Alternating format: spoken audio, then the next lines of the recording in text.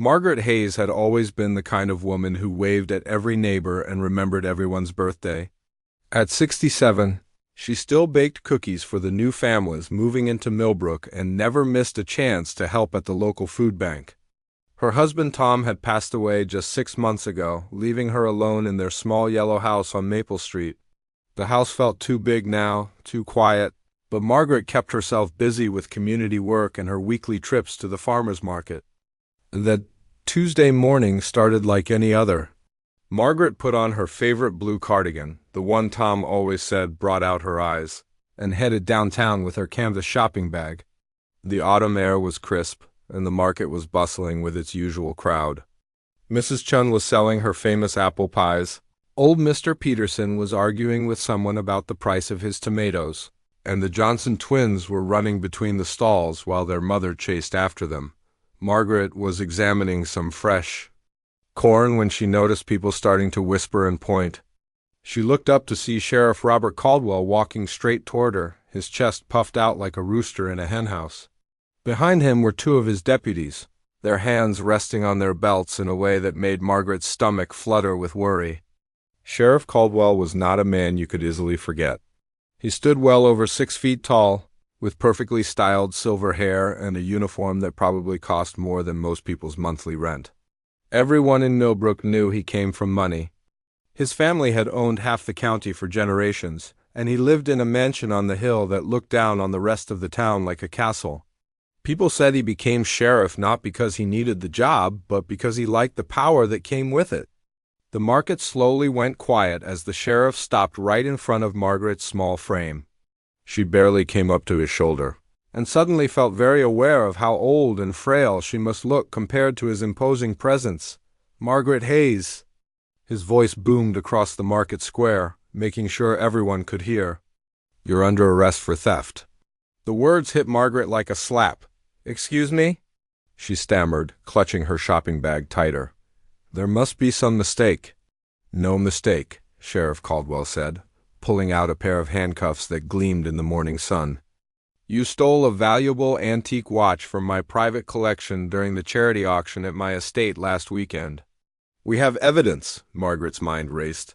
She had indeed attended the charity auction at the Caldwell mansion. It was an annual event where wealthy folks donated items to raise money for local families in need. Margaret had gone because she always supported good causes, even though she could barely afford the $20 entry fee. She remembered admiring the beautiful items on display, including several expensive watches in glass cases. But steal something? The idea was so ridiculous she almost laughed. "Sheriff Caldwell, I would never," she began, but he cut her off. "Save it for the judge," he said, grabbing her thin wrist and snapping the cold metal cuff around it. The sound echoed through the now silent market like a gunshot. Margaret looked around, desperately at the faces surrounding her.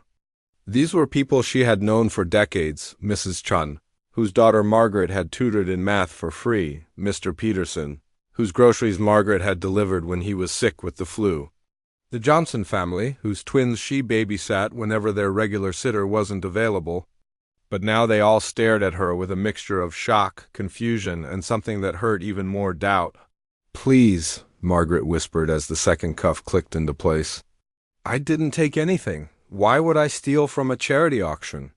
Sheriff Caldwell smiled, but it wasn't a kind smile.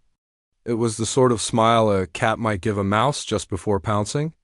"Maybe because your husband left you with more medical bills than you could handle? Maybe because you're desperate and thought a rich man like me wouldn't miss one little watch?" The crowd murmured at this. It was true that Tom's cancer treatment had been expensive, and everyone knew Margaret was struggling financially. But that didn't make her a thief, as the deputies led her toward the patrol car. Margaret's legs felt like jelly. She had never been in trouble with the law, had never even gotten a speeding ticket. The handcuffs were too big for her small wrists and kept sliding around, making a jingling sound with each step. "Mrs. Hayes?" called out little Jenny Johnson, breaking free from her mother's grip. "Why are they taking Mrs. Hayes away?" Her mother quickly pulled Jenny back, whispering something in her ear that made the child's eyes go wide with confusion. Margaret's heart broke a little more with each step toward the police car. Sheriff Caldwell made sure to take his time with the arrest, speaking loudly enough for everyone to hear about the missing watch and how disappointed he was that someone would steal from a charity meant to help struggling families. He painted himself as the victim, a generous man who opened his home to help others, only to be robbed by someone he trusted. "This is exactly why crime is getting out of hand," he announced to the gathered crowd. "When people think they can just take what doesn't belong to them, when they think age or circumstances give them a free pass to steal, that's when good communities start to fall apart." Some people in the crowd nodded along with his speech. Sheriff Caldwell had always been good with words, good at making people believe what he wanted them to believe. He had a way of speaking that made you feel like you were either with him or against him, and most people chose to be with him. But not everyone was convinced. Mrs. Rodriguez, who ran the flower stand, shook her head sadly. She had known Margaret for 20 years and couldn't believe she would steal anything. Old Mr. Franklin, who had served in Vietnam with Margaret's late husband, looked angry at the whole spectacle.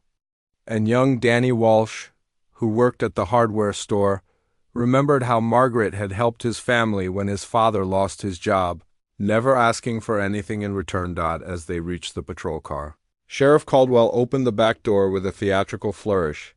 "Watch your head," he said, pushing Margaret's gray head down as he helped her into the back seat. The vinyl seats were cracked and smelled like disinfectant and fear. Through the window, Margaret could see the market slowly coming back to life. People were whispering in small groups, glancing over at the police car and shaking their heads. Some looked sad, others looked angry, and a few looked almost satisfied, as if they had always suspected Margaret wasn't as innocent as she seemed. Sheriff Caldwell climbed into the driver's seat and adjusted his rearview mirror so he could see Margaret's face. "You know, Margaret, all you have to do is confess and tell us where you've hidden the watch. Make this easy on everyone." Margaret met his eyes in the mirror. Despite her fear, despite the humiliation of being arrested in front of her entire community, there was still strength in her voice when she spoke. "I didn't take your watch, Sheriff Caldwell, and deep down I think you know that." His smile faded. Just a little, and for a moment Margaret thought she saw something flicker in his eyes. Guilt? Fear? But then the moment passed, and his cocky grin returned. "We'll see about that," he said, starting the engine. As the patrol car pulled away from the market, Margaret pressed her hand against the pocket of her cardigan, feeling the outline of the folded letter hidden inside. The letter that could change everything if only she could find the courage to use it. But for now she kept her secret, knowing that the truth would have to wait for the right moment. The last thing she saw through the rear window was the crowd of people still standing in the market square, their faces growing smaller and smaller until they disappeared completely, leaving Margaret alone with her thoughts and the weight of an accusation that could destroy everything she had left. Detective Lisa Martinez had only been working in Millbrook for 3 weeks, but she already knew something wasn't right about this case. She sat in her small office at the police station, staring at the file on Margaret Hayes and feeling that familiar itch in the back of her mind that always came when things didn't add up. Lisa had transferred from the city after 15 years of dealing with real criminals, drug dealers, gang members, armed robbers. She came to Millbrook hoping for a quieter life, maybe some straightforward cases like stolen bicycles or parking disputes. Instead, her first major case was a 67-year-old widow accused of stealing a $15,000 antique watch. From the county's most powerful man, the evidence seemed simple enough on paper. Sheriff Caldwell claimed Margaret had stolen his grandfather's pocket watch during the charity auction. He said he noticed it missing the next morning and immediately suspected Margaret because she had been seen near the display case. A search of her home had turned up the watch, hidden in her bedroom closet behind some old photo albums, but Lisa had learned to trust her instincts. And right now they were screaming that something was wrong. First, there was the timing. Sheriff Caldwell had reported the watch missing on Sunday morning, claiming he discovered it gone when he was cleaning up after the auction. But according to the guest book that Lisa had quietly obtained, Margaret had left the auction by 7 in the evening on Saturday. The party had continued until well past midnight. Why would someone steal something and then stick around for hours afterward? And why would a smart thief, which Margaret clearly was, given her spotless record, hide stolen goods in such an obvious place? Lisa decided to visit Margaret in her cell. The county jail was a depressing place, all gray concrete and flickering fluorescent lights. Margaret sat on the narrow cot, looking smaller and more fragile than she had during her arrest. Her gray hair was neat, and she wore the orange jumpsuit with more dignity than most people managed in designer clothes. "Mrs. Hayes," Lisa said, pulling up a metal chair. "I'm Detective Martinez. I'd like to ask you a few questions about the night of the auction." Margaret looked up with tired but alert eyes. "I've already told everyone I didn't take anything." "I believe you might be telling the truth," Lisa said quietly, "but I need your help to prove it." For the first time since her arrest, Margaret's expression changed. Hope flickered across her face like a candle flame in the wind. "You believe me?" "Let's just say I have questions about how this investigation was handled," Lisa replied carefully. "Can you tell me exactly what you did that night?" "Every detail you remember," Margaret closed her eyes, thinking back. "I arrived around 5:30. I paid my entry fee to Janet Walsh. She was collecting money at the door. I looked at the auction items for maybe 30 minutes. There were some beautiful things. Jewelry, paintings, antique furniture. The watches were in a glass case near the fireplace. Did you touch the case? Get close to it?" "I did look at them closely," Margaret admitted. "There was one watch in particular that reminded me of one my father used to have, but I never touched the case. There were too many people around, and besides, Mrs. Patterson from the library was standing right next to me the whole time." Lisa made a note. She would need to talk to Mrs. Patterson. "What did you do after looking at the auction items?" "I bought a slice of cake and some coffee. I sat at one of the tables and talked with the Hendersons about their new grandchild. Then I helped Janet count the entry fees. She asked me to because her arthritis was bothering her. After that, I went home." "What time did you leave?" "Around 7. I remember because I wanted to catch the evening news." Lisa frowned. According to Sheriff Caldwell's statement, he had seen Margaret near the watch case much later in the evening. Either he was mistaken or he was lying. Over the next few days, Lisa dug deeper into the case. She interviewed everyone who had been at the auction, and their stories painted a very different picture than what Sheriff Caldwell had described. Mrs. Patterson confirmed that Margaret had been with her near the watches early in the evening. Janet Walsh remembered Margaret helping count money and leaving early. The Hendersons recalled their conversation about grandchildren, but most interesting was what Lisa discovered when she started looking into Margaret's recent activities. 3 months earlier, Margaret had started asking questions around town about the local charity fund. The fund was supposed to help struggling families with medical bills, rent payments, and emergency expenses. Sheriff Caldwell had been the administrator of this fund for over 5 years. Lisa found out that Margaret had been quietly visiting families who had applied for help from the fund. What she learned troubled her deeply. The Wilson family had applied for help with their daughter's surgery and been told there wasn't enough money available. The Rodriguez family had asked for assistance with rent after Mr. Rodriguez lost his job and were given the same answer. But when Lisa looked at the fund's public records, it showed healthy balances and regular donations from wealthy families in the county. The more Lisa investigated, the more she realized that Margaret hadn't been at the sheriff's mansion to steal anything.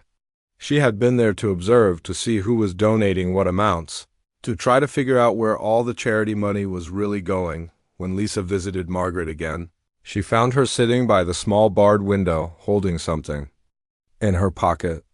"Mrs. Hayes, I need to ask you about the charity fund," Lisa said directly. Margaret's hand tightened around whatever she was holding. "What about it?" "You've been asking questions about missing money, haven't you?" Margaret was quiet for a long moment. Then she spoke, her voice barely above a whisper. "My Tom was helping with the fund before he got sick. He kept careful records, you know. He was always good with numbers. Before he died, he told me he thought something wasn't right about the books." "What kind of records did he keep?" Margaret's hand moved to her pocket again, but she didn't pull anything out. "He wrote everything down. Every donation that came in, every family that asked for help, every payment that was supposed to be made. He compared his notes with what the fund reported publicly. And what did he find? Thousands of dollars missing every month. Families being told there was no money available when the accounts showed plenty. Administrative fees that kept getting bigger and bigger. Margaret's eyes filled with tears. Tom was going to report it, but then the cancer got worse and he didn't have the strength to fight anymore. So you decided to continue his investigation? Margaret nodded. I owed it to him. And to all those families who needed help but weren't getting it. Lisa leaned forward. Mrs. Hayes, do you still have your husband's records? Margaret's hand went to her pocket one more time, and Lisa could see the outline of folded papers. I have everything, she said softly. But if I show it to you, Sheriff Caldwell will know I've been investigating him. He might hurt other people to cover his tracks. He's already hurt you, Lisa pointed out. And if we don't stop him, he'll keep stealing from families who desperately need help. Margaret sat in silence for several minutes, weighing her options. Finally, she looked at Lisa with determination in her eyes. Detective Martinez, can I trust you to protect the people who helped my husband gather this information? You have my word. Margaret slowly pulled a thick, folded envelope from her pocket. The papers inside were covered with her late husband's careful handwriting, documenting months of financial discrepancies, forged signatures, and families denied help they should have received. This isn't just about a stolen watch, is it? Lisa said, scanning the documents. It never was, Margaret replied. Sheriff Caldwell knows I have proof of what he's been doing. This whole theft charge is just his way of discrediting me before I can expose him. Lisa looked at the evidence in her hands and realized she was holding something that could bring down one of the most powerful men in the county. But she also realized that Margaret was in more danger than she had originally thought. If Sheriff Caldwell was willing to frame an innocent woman for theft, what else might he do to protect his secrets? As Lisa left the jail that evening, she made a decision. She was going to find out the truth about Sheriff Caldwell, no matter what it cost her. Margaret Hayes deserved justice, and the families of Millbrook deserved to know where their charity money had really gone. But first, she needed to make sure Margaret stayed safe. Because if Sheriff Caldwell realized how much evidence Margaret actually had, a theft charge might be the least of her worries. The courthouse had never seen anything like it. By 7 in the morning, a line of people stretched around the block, all waiting to get seats for what the local newspaper was calling the trial of the century. Margaret Hayes versus the state of Tennessee, with Sheriff Robert Caldwell as the star witness. Margaret sat in the defendant's chair, wearing a simple navy dress that Mrs. Chun had brought her from home. Her hands were folded in her lap, and every few minutes, she would unconsciously reach toward her pocket where the mysterious letter remained hidden. She had thought about showing it to her lawyer so many times, but something held her back. Maybe it was fear, or maybe it was the knowledge that timing was everything. Her court-appointed attorney, David Park, was a nervous young man fresh out of law school. He kept shuffling through his papers and wiping sweat from his forehead, even though the courthouse was cool. Across the aisle sat Sheriff Caldwell's legal team, 3 expensive lawyers in $1,000 suits who looked like they could eat David for breakfast. Judge Harrison called the court to order, and the room fell silent except for the scratching of pencils from the reporters in the front row. This case had attracted attention from newspapers as far away as Nashville, all wanting to cover the story of the elderly widow accused of stealing from a charity event. The prosecutor, a sharp-faced woman named Catherine Wells, stood up to give her opening statement. She painted Margaret as a desperate woman driven to crime by financial hardship. Ladies and gentlemen of the jury, she began, this case is about trust. Sheriff Caldwell opened his home to help raise money for struggling families in our community. He trusted his neighbors, including the defendant, to respect his generosity. But instead of gratitude, Margaret Hayes saw an opportunity. Margaret watched the 12 jurors as they listened. Most of them were people she had known for years.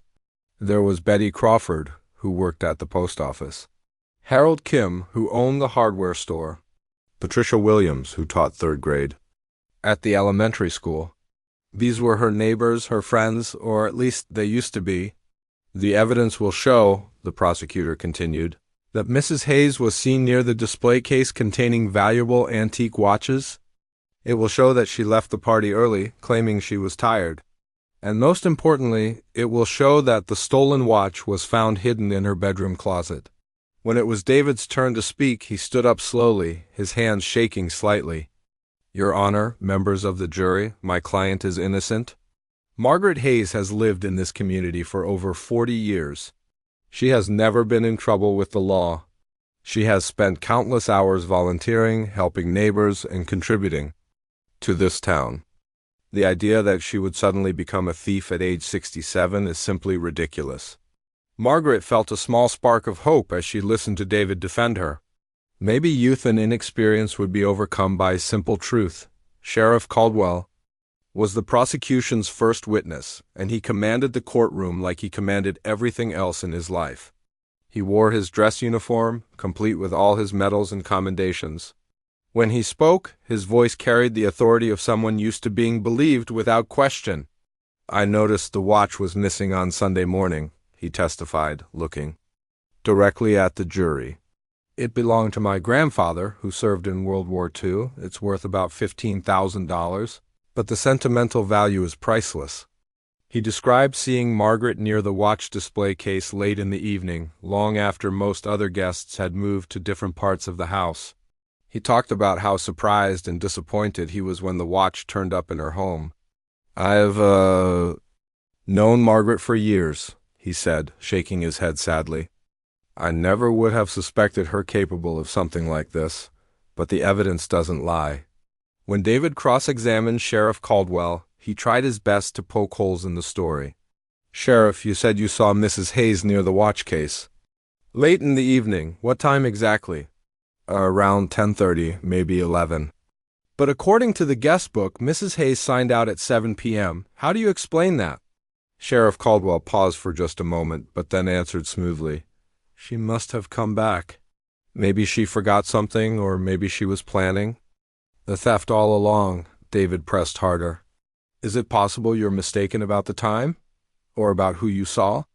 I know what I saw, Sheriff Caldwell replied firmly. And I know Margaret Hayes when I see her. Over the next 2 days, the prosecution called witness after witness. The deputy who had searched Margaret's house testified about finding the watch hidden behind some photo albums. An appraiser confirmed the watch's value. Janet Walsh reluctantly testified that Margaret had helped count money that evening, giving her access to information about how much cash was collected, but it was when Detective Martinez took the stand that things got interesting. David had called her as a defense witness, hoping she would share her doubts about the case. Detective Martinez, David asked, did you find anything unusual about this investigation? Lisa looked uncomfortable as she answered. There were some timing issues that didn't quite add up. What kind of timing issues? Well, Mrs. Hayes was seen leaving the party at 7 p.m. by multiple witnesses, but Sheriff Caldwell claims he saw her near the watch case much later. Also, the search warrant for her home was obtained unusually quickly. The prosecutor objected, claiming Detective Martinez was speculating, and Judge Harrison agreed. But Margaret could see that some of the jurors looked troubled by what they had heard. Mrs. Patterson from the library testified for the defense, confirming that Margaret had been standing next to her near the watch case early in the evening. She was admiring a particular watch that reminded her of her father's, Mrs. Patterson said. But she never touched the case or seemed interested in taking anything. The Hendersons testified about their conversation with Margaret about their new grandchild. Several other people confirmed that Margaret had left the party early and seemed to be in good spirits, but the most powerful testimony came from families in the community who spoke about Margaret's character. Mrs. Chun told the jury about all the times Margaret had helped her family, never asking for anything in return. Mr. Franklin talked about Margaret's late husband, Tom, and how both of them had always been pillars of the community. Margaret Hayes is not a thief, declared elderly Mrs. Foster, who had known Margaret since she was a young bride. I've known her for 40 years, and she's never taken so much as a paper clip that didn't belong to her. However, the prosecution had character witnesses too. Several wealthy families testified about Sheriff Caldwell's generosity and community service. They painted him as a selfless public servant who had dedicated his life to protecting and serving the people of the county. As the trial progressed, Margaret could see the community splitting down the middle. Half the town believed in her innocence, remembering her lifetime of good deeds and kindness. The other half trusted Sheriff Caldwell's word, and couldn't understand why he would lie about something so serious. The local diner became a battleground of opinions. Tables of people who had been friends for decades found themselves arguing about Margaret's guilt or innocence. Some families stopped speaking to each other entirely. The town Facebook page was filled with heated debates that sometimes turned nasty. "I can't believe people are defending a thief," wrote one person. "I can't believe people think Margaret Hayes is capable of stealing anything," replied another. Margaret felt terrible about the division she was causing in her beloved community. She sat in her jail cell each night, holding the letter in her pocket and wondering if she should just confess to a crime. She didn't commit to end everyone's suffering. During the trial's final week, David made a desperate move. He asked Margaret if there was anything at all, that might help prove her innocence. Margaret's hand went to her pocket, but she shook her head. "I wish there was," she said quietly. In his closing argument, David did his best to create reasonable doubt. "Ladies and gentlemen, where is the evidence that Margaret Hayes actually stole this watch? We have one man's word against a lifetime of good character. We have timing that doesn't make sense and an investigation that was rushed from the beginning." But the prosecutor was more convincing. "The evidence is clear," Catherine Wells told the jury.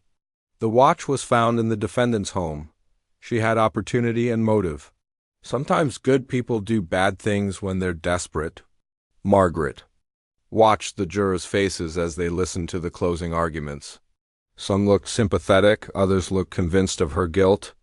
She couldn't tell which way they were leaning. As the jury filed out to begin deliberations, Margaret touched the letter in her pocket one more time. She thought about her late husband Tom and all the work he had done to uncover the truth. She thought about the families who had been denied help from the charity fund while Sheriff Caldwell lived in luxury. The waiting was the hardest part. Margaret sat in the courthouse holding area, listening to the sounds of the building around her. Footsteps in the hallway, muffled conversations, the occasional laugh from someone who didn't have their entire life hanging in the balance. After 6 hours, word came that the jury had reached a verdict. Margaret's heart pounded as she was led back into the courtroom. The courtroom was packed tighter than a can of sardines on the day of the verdict. Margaret sat at the defendant's table, her hands folded in her lap, wearing the same blue cardigan she had been arrested in 3 months earlier. It had been washed and pressed by her neighbor Mrs. Chun, who had visited her in jail every week despite the whispers and stares from other townspeople. Judge Harrison looked tired as he shuffled through the papers on his desk. He had been on the bench for 22 years and had never handled a case that divided the community quite like this one. Half the town believed Margaret was innocent, while the other half trusted Sheriff Caldwell's word completely. The trial had been front-page news in the local paper for weeks. Margaret's court-appointed lawyer, a young man named David Park, who had only been practicing law for 2 years, looked nervous as he adjusted his tie for the 10th time that morning. He had done his best with the case, but going up against Sheriff Caldwell's expensive legal team had been like bringing a slingshot to a gunfight. Detective Martinez sat in the back row, her jaw clenched with frustration. Despite all her investigation, despite the evidence she had uncovered about the charity fund irregularities, the judge had ruled that most of it was irrelevant to the theft charge. The jury had only heard about the missing watch, the search of Margaret's home, and Sheriff Caldwell's testimony about seeing her near the display case. "Has the jury reached a verdict?" Judge Harrison asked. The jury foreman, a middle-aged man who owned the local auto repair shop, stood up slowly. Margaret could see his hands shaking slightly as he held the piece of paper. "We have, Your Honor." The courtroom fell so quiet you could hear a pin drop. Margaret felt her heart pounding so hard she was sure everyone could hear it. She reached into her cardigan pocket and touched the letter that had been her constant companion throughout this nightmare. The letter she had never shown to anyone, not even Detective Martinez, though she had come close several times. On the charge of theft in the first degree, we find the defendant. The foreman paused and Margaret held her breath. Guilty. The word hit Margaret like a physical blow. Several people in the courtroom gasped, while others nodded as if they had expected this outcome all along. Mrs. Chien started crying softly. Mr. Peterson shook his head in disgust. Sheriff Caldwell sat in the front row with a satisfied smile on his face. Margaret felt the world spinning around her, guilty, after a lifetime of helping others, of following every rule, of being the kind of person who returned extra change when cashiers made mistakes. She had been found guilty of theft. Judge Harrison banged his gavel to restore order. Mrs. Hayes, please stand for sentencing. Margaret's legs felt like rubber as she stood up. David Park steadied her with a gentle hand on her elbow. She could feel hundreds of eyes watching her, judging her, some with pity and others with satisfaction. Mrs. Hayes, Judge Harrison began, you have been found guilty of stealing a valuable antique watch. While I take into account your age and your previously clean record, the value of the stolen item and the breach of trust involved in stealing from a charity event cannot be overlooked. Margaret's vision started to blur around the edges. The stress of the past 3 months, the sleepless nights in jail, the humiliation of the trial, and now this final injustice all came crashing down on her at once. I hereby sentence you to 2 years in the county correctional facility, with the possibility of parole after 18 months. 2 years. Margaret would be nearly 70 when she got out, if she lived that long. Her small savings would be gone, her house would probably be sold to pay legal fees, and her reputation would be destroyed forever. Tom had always said that. A person's good name was worth more than gold, and now hers was ruined.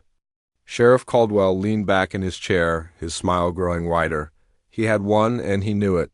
Not only had he silenced the one person who threatened to expose his crimes, but he had done it in a way that made him look like the victim. Brilliant, really. Your Honor, David Park said desperately, my client maintains her innocence, and we plan to appeal this verdict. That is your right, Judge Harrison replied. However, the sentence stands. Mrs. Hayes, you will be remanded to custody immediately to begin serving your sentence. As the bailiff approached with handcuffs, Margaret felt something give way inside her chest. The stress, the injustice, the sheer weight of it all suddenly became too much for her 70-year-old heart to bear. She clutched at her chest, gasping for air. I can't breathe, she whispered, and then collapsed onto the floor. The courtroom erupted into chaos. People were shouting, crying, standing up to get a better look. Someone screamed for a doctor. The bailiff immediately called for paramedics, while David Park knelt beside Margaret, trying to keep her conscious. Stay with me, Mrs. Hayes, he said, loosening her cardigan. Help is coming.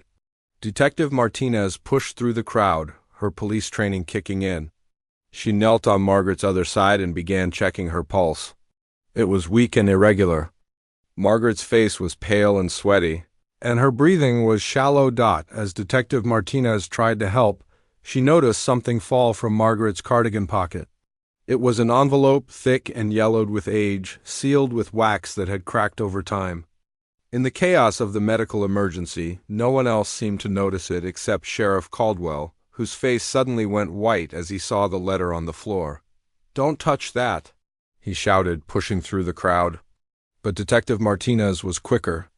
She snatched up the envelope just as the paramedics arrived with their equipment. Sheriff Caldwell lunged toward her, but she stepped back, holding the letter protectively. This fell from Mrs. Hayes' pocket. It might be important medical information. That's private property, Sheriff Caldwell snarled, all pretense of his usual charm gone. You have no right to touch it. Actually, I do, Detective Martinez replied, studying his panicked expression with growing interest. Mrs. Hayes is having a medical emergency, and this could contain information about her health conditions or medications. The paramedics worked frantically to stabilize Margaret. Her heart was in an irregular rhythm, and her blood pressure was dangerously low. They loaded her onto a stretcher and began wheeling her toward the ambulance. calling ahead to the hospital to prepare the cardiac unit. As the crowd slowly dispersed, Detective Martinez remained in the now empty courtroom, holding the mysterious envelope. Judge Harrison had retired to his chambers. Sheriff Caldwell had stormed out looking murderous, and most of the spectators had followed the ambulance to the hospital. Detective Martinez looked at the envelope more closely. It was addressed in shaky handwriting to Colonel James Mitchell, United States Army, with a return address she didn't recognize. The postmark was 3 months old, but the letter had never been mailed. She carefully broke the wax seal and pulled out several sheets of paper covered in neat handwriting. As she began to read, her eyes grew wider with each line. This wasn't just a letter, it was a detailed confession and evidence package that would change everything. The first sheet was a letter from Tom Hayes to his former military commander, explaining that he had discovered serious financial crimes being committed in their small town. The remaining pages contained photocopies of bank records, forged documents, and testimony from 3 other people who had been too afraid to come forward on their own. But the most shocking revelation was on the last page, a signed confession from Robert Caldwell's own accountant, a man named Frank Morrison, admitting that he had been forced to help cover up the sheriff's embezzlement scheme. Morrison had documented everything as insurance against Caldwell, but had been too terrified to go to the authorities alone. Detective Martinez sat down heavily in the nearest chair, her mind reeling. Margaret hadn't just been investigating the charity fund, she had been carrying around enough evidence to send Sheriff Caldwell to prison for decades. Tom Hayes had gathered all of this before his death, and Margaret had been trying to find the courage to send it to the military authorities who could investigate without Caldwell's interference. The theft charge, the planted watch, the rush to trial, it had all been an elaborate scheme to discredit Margaret before she could reveal what she knew. And it had almost worked. Detective Martinez carefully folded the papers back into the envelope. Margaret was fighting for her life in the hospital, but if she survived, this letter would clear her name and expose the real criminal. The question was whether Sheriff Caldwell would try to stop her before she could get this evidence to the right people. As she left the courthouse, Detective Martinez made a silent promise to Margaret and her late husband. Justice might have been delayed, but it would not be denied. The truth was finally going to come out, no matter what it cost. Margaret woke up to the sound of beeping machines and the smell of disinfectant. For a moment, she couldn't remember where she was or why her chest felt like someone had been sitting on it. Then the memories came flooding back, the verdict, the sentence, the crushing weight of injustice that had literally broken her heart. She was in the hospital, connected to more wires and tubes than she could count. A nurse was checking her forebag, and when she saw Margaret's eyes open, she smiled warmly. "Welcome back, Mrs. Hayes. You gave us quite a scare." "I'm Nancy, and I'll be taking care of you today." Margaret tried to speak, but her throat was dry and scratchy. Nancy gave her some ice chips and told her to take it slow. "You had a heart attack, honey. The doctors say it was brought on by stress. But you're stable now, and that's what matters." As Margaret's mind cleared, she became aware of voices coming from the hallway outside her room. One of them was definitely Sheriff Caldwell, and he sounded angry. "I don't care what hospital policy says," he was saying loudly. "That woman is a convicted criminal, and anything found on her person is evidence that should be turned over to the proper authorities." Another voice, calmer but firm, replied, "Sheriff, Mrs. Hayes is my patient, and she's in critical condition. Whatever you think you need can wait until she's stable." Margaret realized that must be her doctor. She felt a wave of gratitude toward this stranger who was protecting her when she couldn't protect herself. "Dr. Reynolds, you don't understand the situation," Sheriff Caldwell continued. "That letter could be important to ongoing investigations." "Then you can wait like everyone else," Dr. Reynolds said firmly. "Now, I'm going to have to ask you to leave. You're disturbing other patients." Margaret heard Sheriff Caldwell's heavy footsteps retreating down the hallway, but she could tell from his muttered curses that he wasn't giving up. She tried to sit up, panic flooding through her as she realized she couldn't feel the letter. "In her pocket. Nurse," she whispered urgently, "my letter." "There was a letter in my pocket." Nancy looked confused. "What letter, honey?" Before Margaret could explain, Detective Martinez appeared in the doorway. She looked tired but determined, and she was carrying a familiar envelope in her hands. "Mrs. Hayes," she said, approaching the bed carefully, "I'm so glad you're awake. I have something that belongs to you." Margaret's eyes filled with tears of relief as she saw the letter. "You found it." "It fell out of your pocket when you collapsed," Detective Martinez explained, pulling a chair closer to the bed. "Mrs. Hayes, I had to read it. I hope you understand. I needed to know what Sheriff Caldwell was so desperate to get his hands on." Margaret nodded weakly. "Then you know the truth." "I know your husband was a hero," Detective Martinez said softly, "and I know you've been carrying on his work, even when it put you in danger." Over the next few minutes, Detective Martinez explained what she had done with the letter.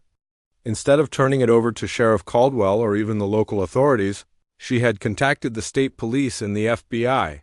Tom Hayes had been smart to address his original letter to his military commander. It meant the case could be investigated by people who had no connection to Sheriff Caldwell or his influence in the county. "They're taking this very seriously," Detective Martinez said. "A team of federal investigators arrived this morning. They're going through the charity fund records, interviewing families who were denied help, and most importantly, they're talking to Frank Morrison, the accountant," Margaret asked. "He's been terrified of Sheriff Caldwell for years. But when the FBI showed up with your husband's evidence, he broke down and told them everything.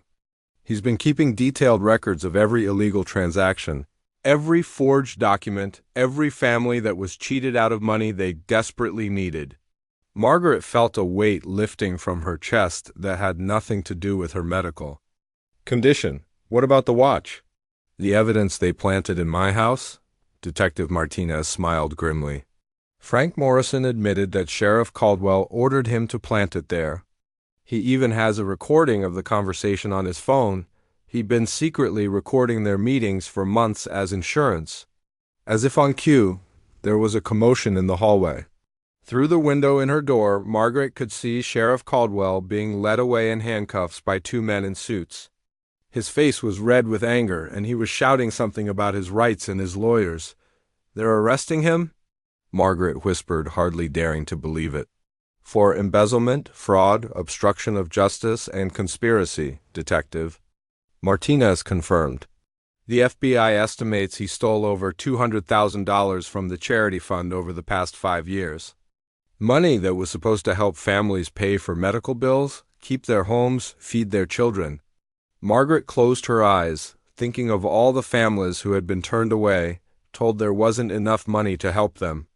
The Wilson family, whose daughter needed surgery. The Rodriguez family facing eviction, the elderly couple who couldn't afford their medications.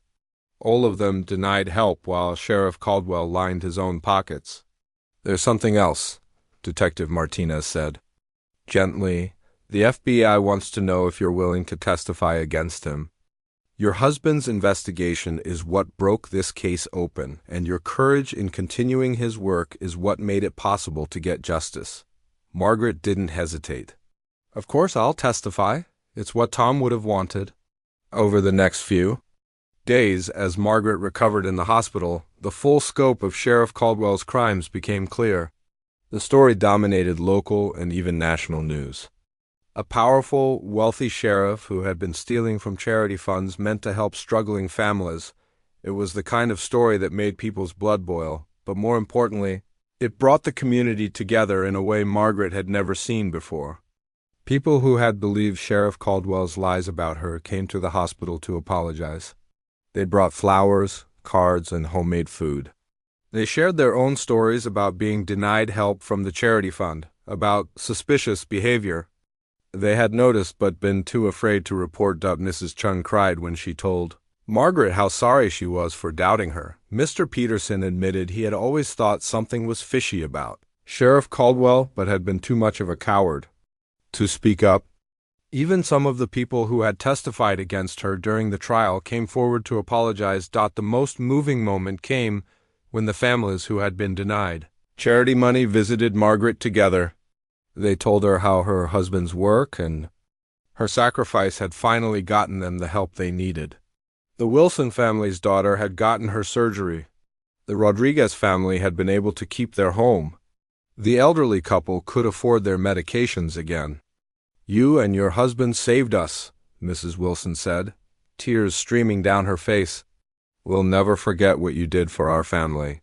Judge Harrison visited Margaret personally to inform her that her conviction had been overturned and all charges dropped. He looked embarrassed and ashamed as he explained that the court had been deceived by fabricated evidence. "Mrs. Hayes," he said, "I want you to know that what happened to you was a grave injustice. The system failed you, and I take full responsibility for my part in that failure." Margaret accepted his apology graciously, but she could see the pain in his eyes.